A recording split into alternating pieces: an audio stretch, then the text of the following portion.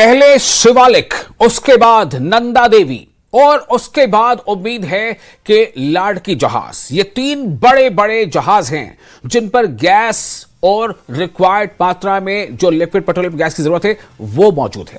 ये तमाम बड़े बड़े जहाज स्ट्रेट ऑफ हॉर्मुज यानी हॉर्मुज जल डमरू मध्य, जिसे उर्दू में कहते हैं आबनाए हॉर्मुज, वहां से गुजरकर भारत पहुंच चुका है और दूसरा रास्ते में है, तीसरा पहुंचने ही वाला है।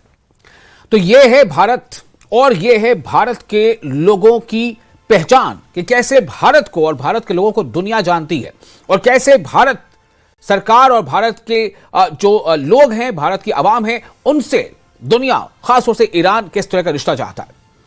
लेकिन जो हालात हैं वो कहीं कहीं ऐसे नजर आ रहे हैं जैसे बहुत बड़ी कोई समस्या आ गई हो, बहुत बड़ा पैनिक हो गया हो।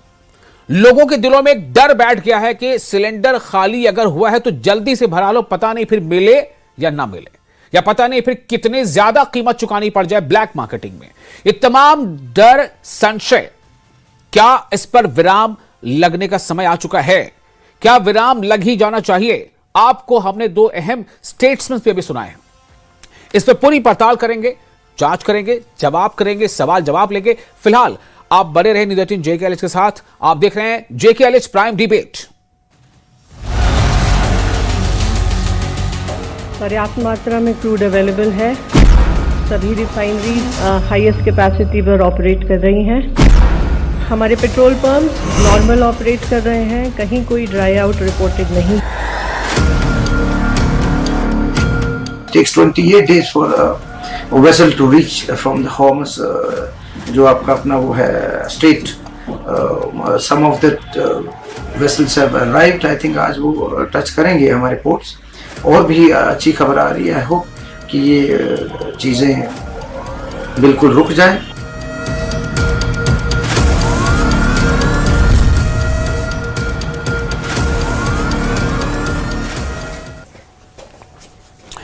तो जम्मू कश्मीर में LPG या पेट्रोलियम को लेकर के क्या इस वक्त स्थिति है?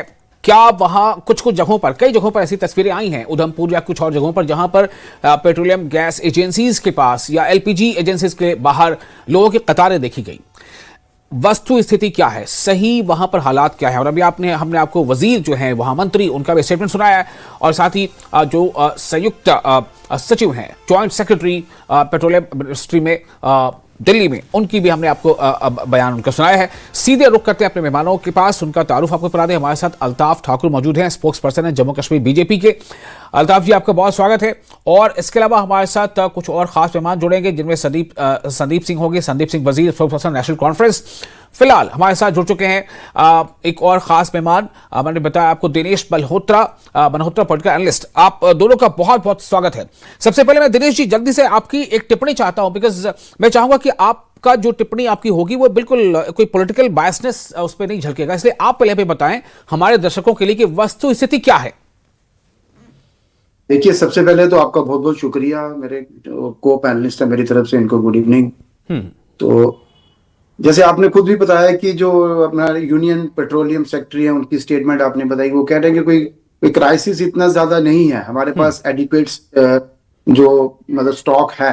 लेकिन अनफॉर्चुनेटली जम्मू कश्मीर सरकार और यूनियन गवर्नमेंट, ये थोड़ा ब्लंटली कहना पड़ेगा कि ये जो पैनिक बाइंग हो रही है इसको कंट्रोल करने में फेल रहे हैं। पैनिक बाइंग हो रही है और ये एक तरह से ब्लैकमेलिंग भी शुरू हो गया। जो डीलर हैं, मैं साफ बताऊं, जो डीलर हैं, जो गैस के डीलर हैं, पेट्रोल के डीलर हैं, वो एक तरह से इस जो सिचुएशन का, जो प्रिवेलिंग सिचुएशन है, इसका नाजायज फायदा उठा रहे हैं। अभी मैं कल की आपको एक एग्जांपल देता हूं। मैं, मेरे साथ खुद बीती है।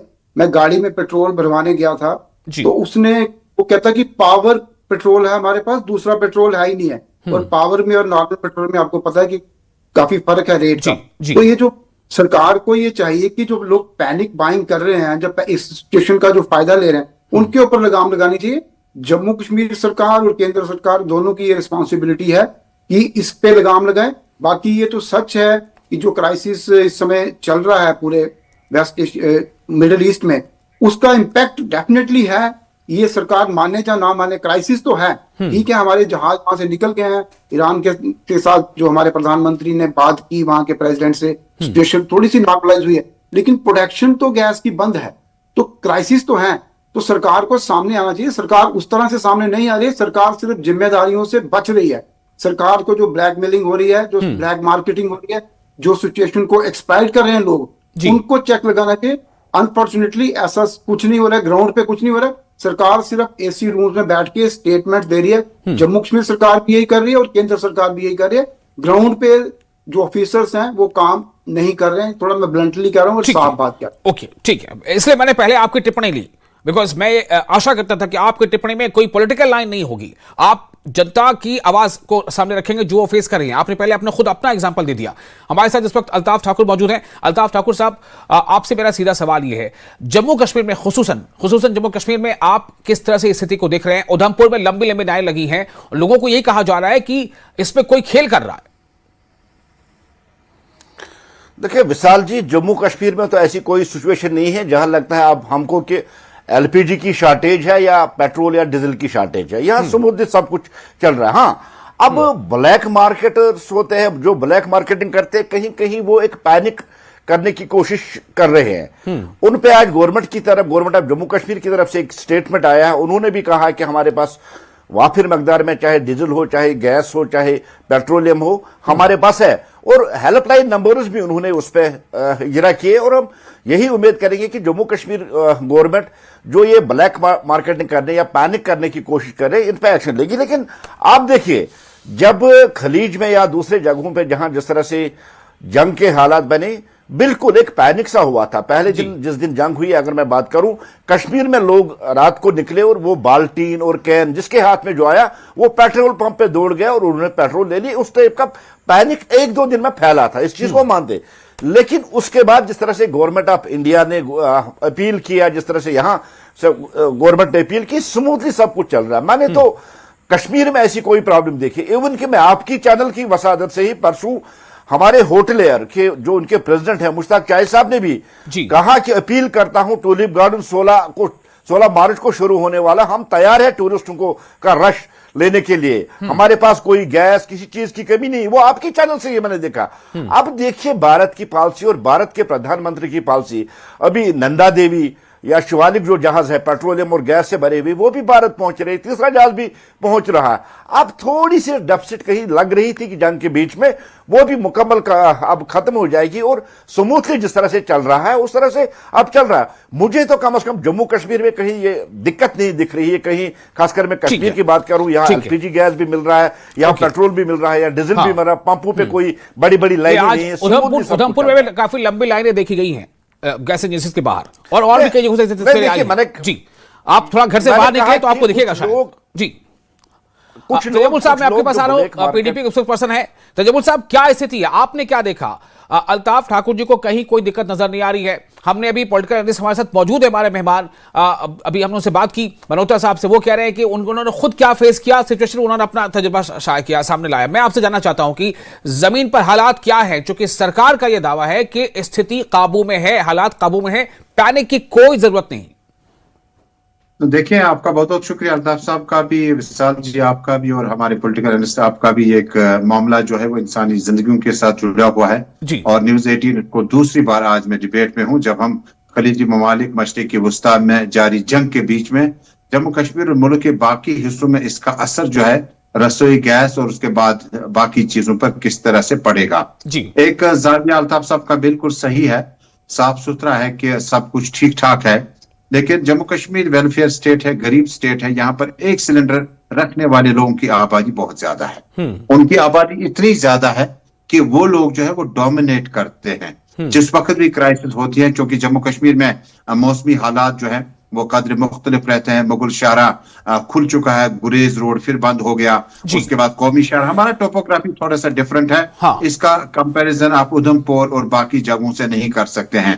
जम्मू कश्मीर में मुझे लगता है कि बीपीएल कैटेगरी अच्छी खासी तादाद में है, जिनके पास एक रसोई गैस सिलेंडर खत्म हुआ, दूसरा लाते हैं। तो जमुल साहब, मैं आपसे जानना चाहता हूं कि क्या आप घर से बाहर निकलकर आपने कुछ जायजा लिया, आपने कहीं देखा, आपने कुछ शिकायतें सुनी, या आपने लोगों से तारीफें सुनी कि उनको गैस सिलेंडर मिल रहा है, सिलेंडर भरा हुआ मिल रहा है, गैस एजेंसी के बाहर में कहीं कोई लाइन नहीं है, कहीं कोई अफरा तफरी नहीं है?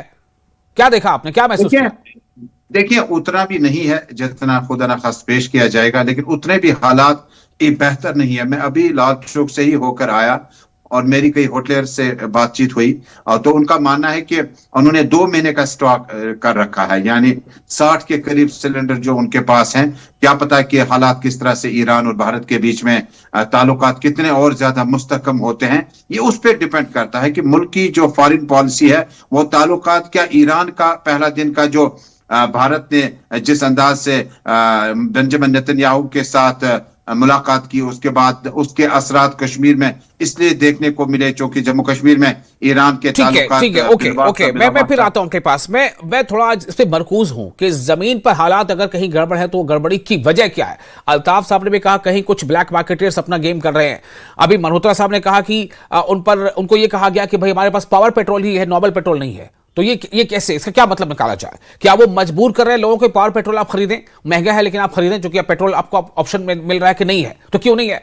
मैं मनोज साहब आपके पास आना चाहता हूं। आपने दोनों पॉलिटिकल लीडरान को सुना, आपने अल्ताफ ठाकुर को भी सुना, आपने पीडीपी के तर्जुमान को भी सुना। अब आप हमें ये बताएं कि अगर हमारे पास शॉर्टेज या उतने हालात नहीं बिगड़े हैं तो लोगों के जहनों से इसका खौफ कैसे खत्म होगा?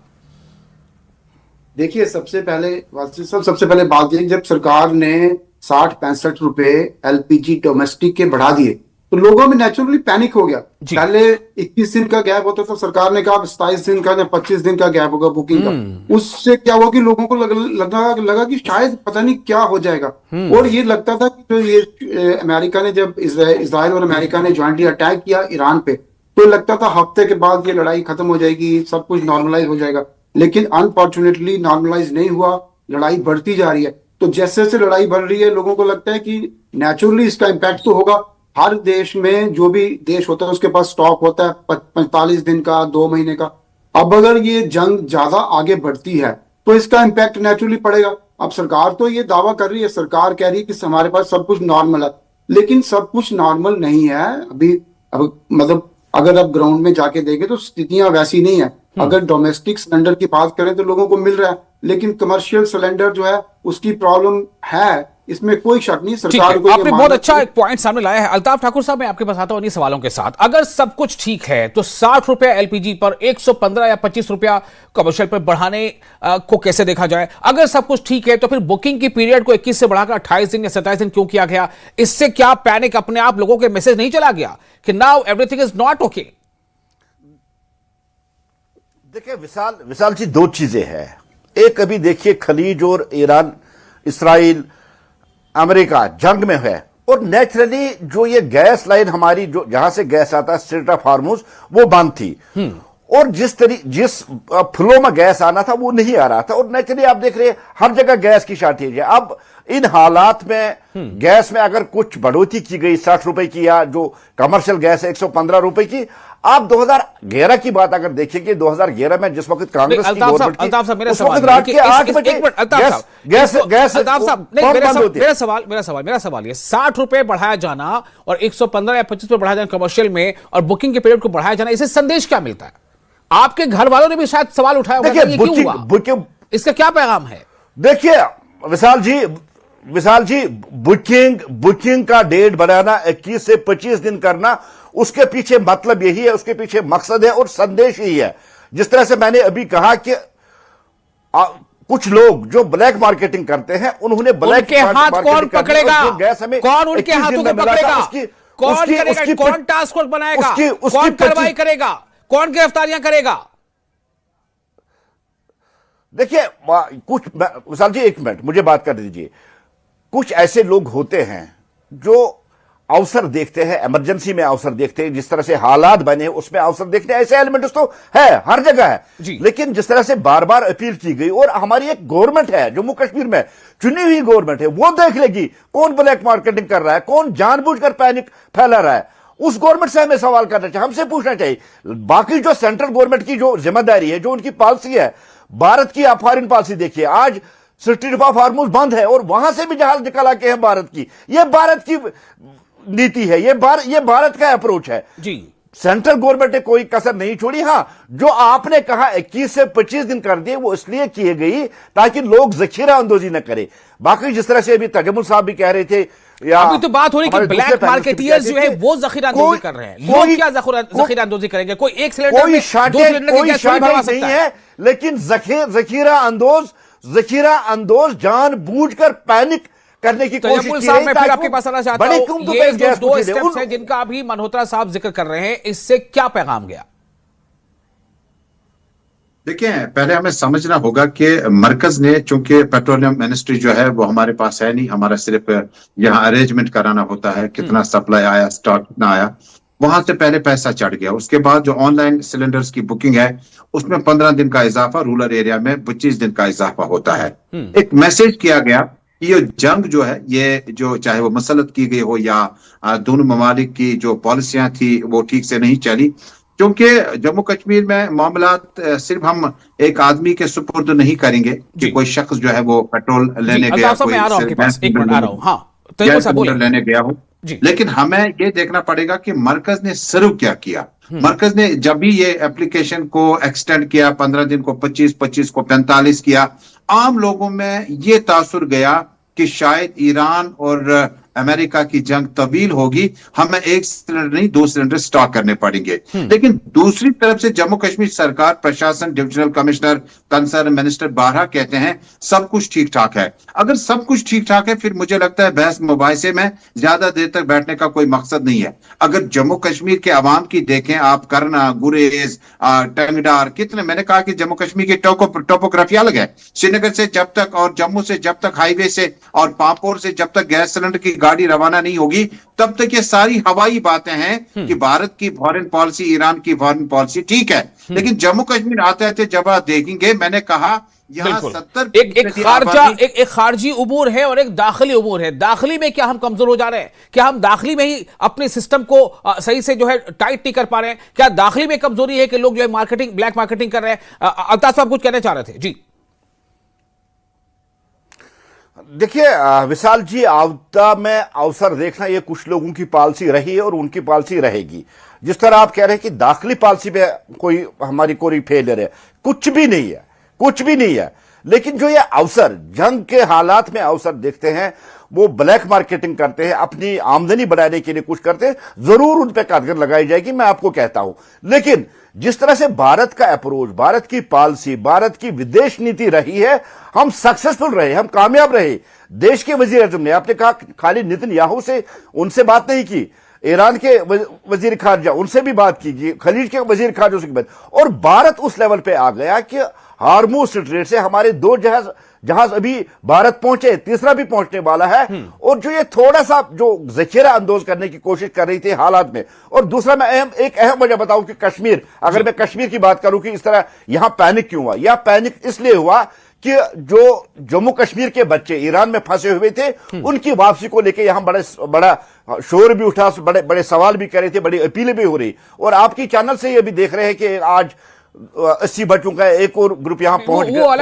वो अलग इशू है। आहिस्ता आहिस्ता जिस तरह से ईरान से भी बच्चे आ चुके हैं, वो इशू अलग है। और ये इशू अलग है कि सिलेंडर लेकर के कोई जो है जैसे कि बाहर खड़ा रहे और लंबे लंबे लाइनों में खड़ा रहे, अलग इशू की वजह मैंने जी वो इशू थोड़ा मुख्तलिफ है। मैंने पैनिक की वजह बजाई पैनिक किस तरह से हुआ? पैनिक के लिए मल्होत्रा साहब ने जो कहा है कि जैसे ही वॉर शुरू हुआ, उसके तीसरे चौथे हॉर्मुज को जल्द से बंद करने की बात सामने आई है, कीमतों में उछाल, इसने कहीं ना कहीं लोगों को एक संदेश दे दिया, पैगाम दे दिया। मल्होत्रा साहब, मैं आपके पास आना चाहता हूं, क्या किया जाना चाहिए?